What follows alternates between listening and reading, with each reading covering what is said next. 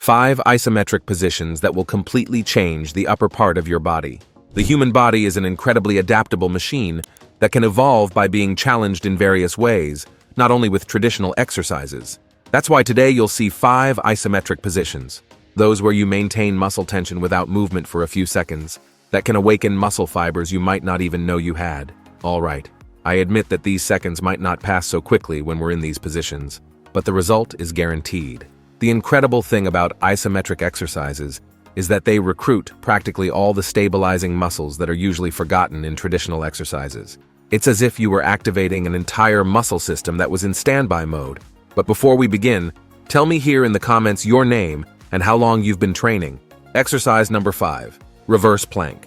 While the traditional plank works your anterior part, the reverse version intensely activates your entire posterior chain, from the heels to the nape of the neck. Imagine an exercise that simultaneously strengthens your shoulders, back, glutes, and hamstrings. That's the power of the reverse plank.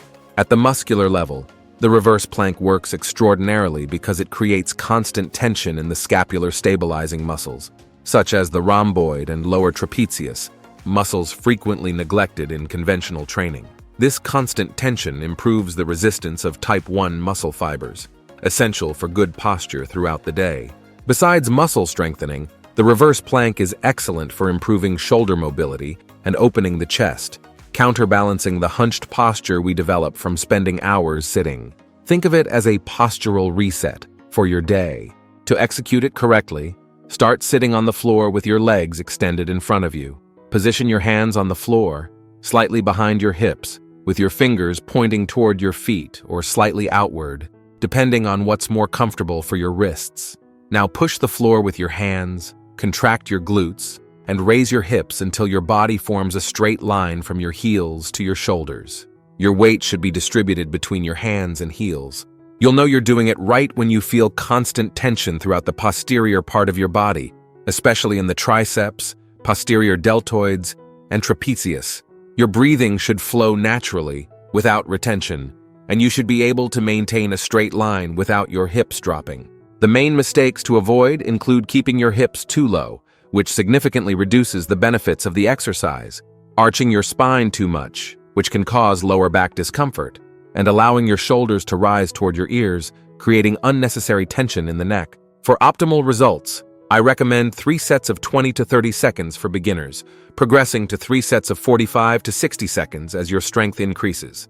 If 20 seconds seem too difficult at first, start with 10 seconds and gradually increase. The important thing is to maintain the quality of the position. This exercise should be modified or avoided by people with wrist injuries, especially carpal tunnel syndrome or tendinitis. It also deserves caution if you have shoulder problems such as impingement syndrome. Exercise number 4, wall angel hold.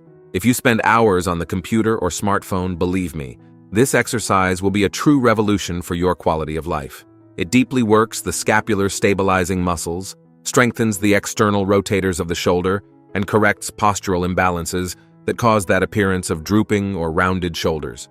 At the muscular level, the wall angel hold is fascinating because it creates a co-contraction of the antagonist muscles of the shoulder. While your external rotators and scapular adductors work actively, your pectorals are statically stretched. This combination redefines the muscular balance around the shoulder joint, promoting a more functional alignment.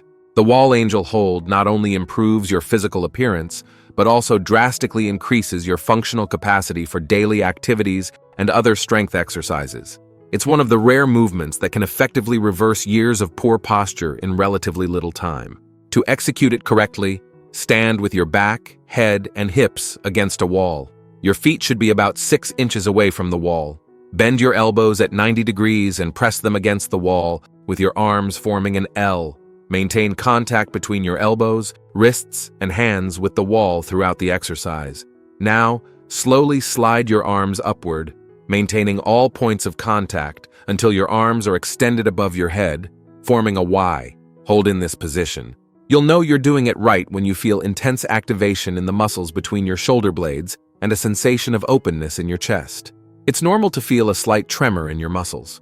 This indicates that you're recruiting muscle fibers that are rarely activated. The difficulty in maintaining all points of contact with the wall is also a sign that the exercise is being effective.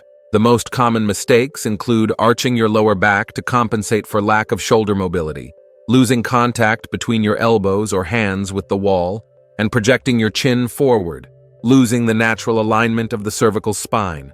Another subtle but important error is raising your shoulders toward your ears. Keep them lowered and relaxed throughout the movement. I recommend 3 sets of 30 seconds in the most challenging position you can maintain with good form. If you can't keep your arms fully extended above your head, find the maximum position where you still maintain all points of contact and work from there. This exercise should be avoided by people with severe shoulder bursitis or acute rotator cuff injuries. If you feel acute pain, which is noticeably different from the discomfort of stretching, reduce the amplitude or consult a physiotherapist. A modified version can be done lying on the floor, which reduces the gravitational load on the shoulders.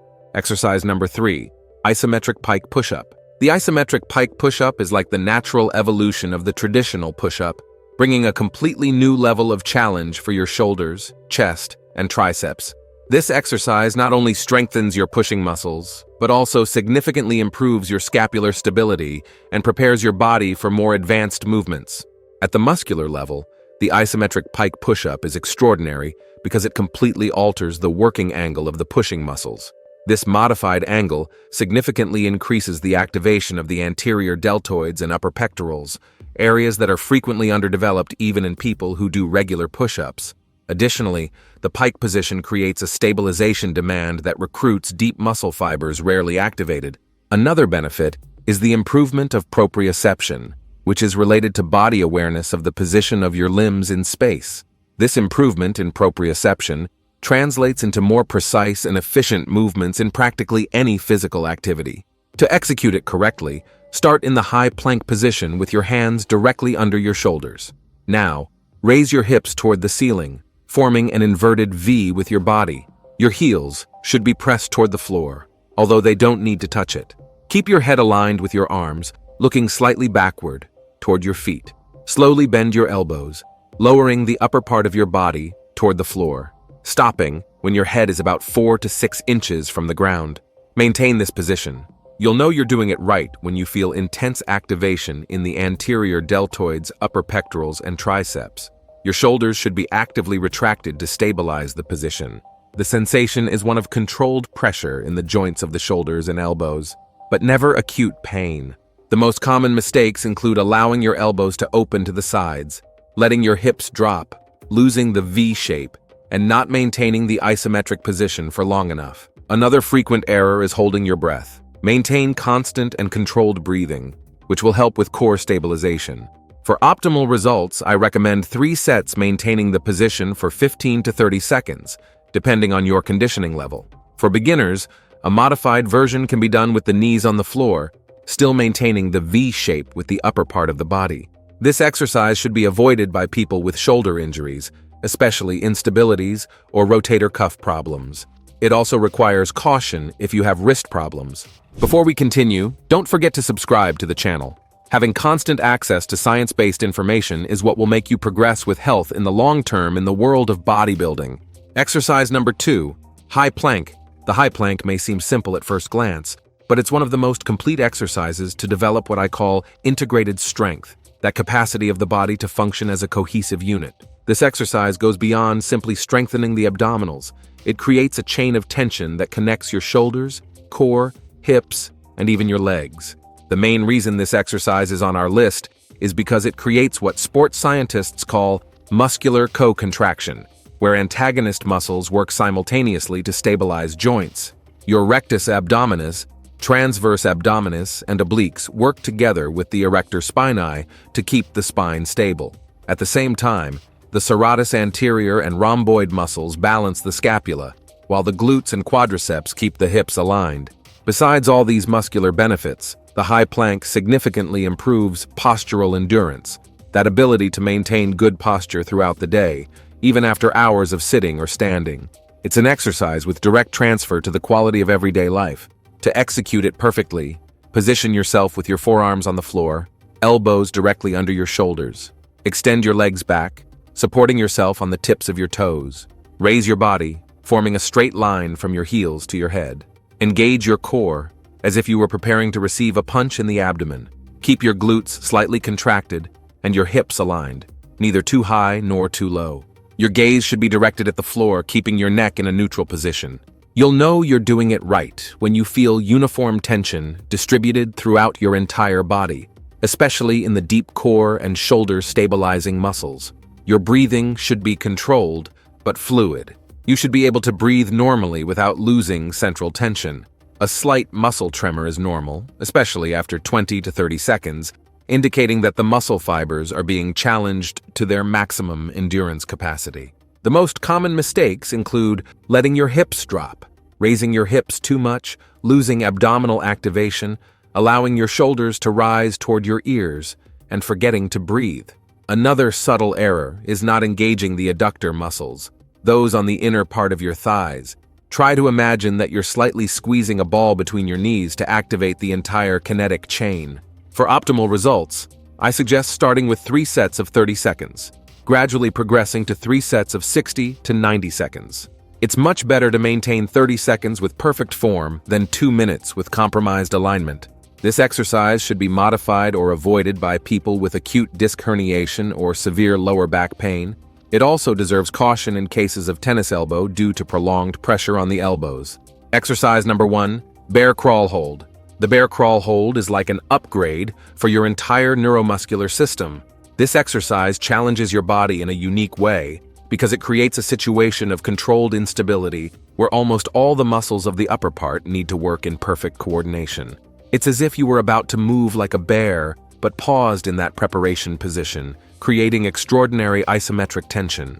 The bear crawl hold creates a pattern of primitive muscle recruitment associated with quadruped movements, which are part of our motor evolution.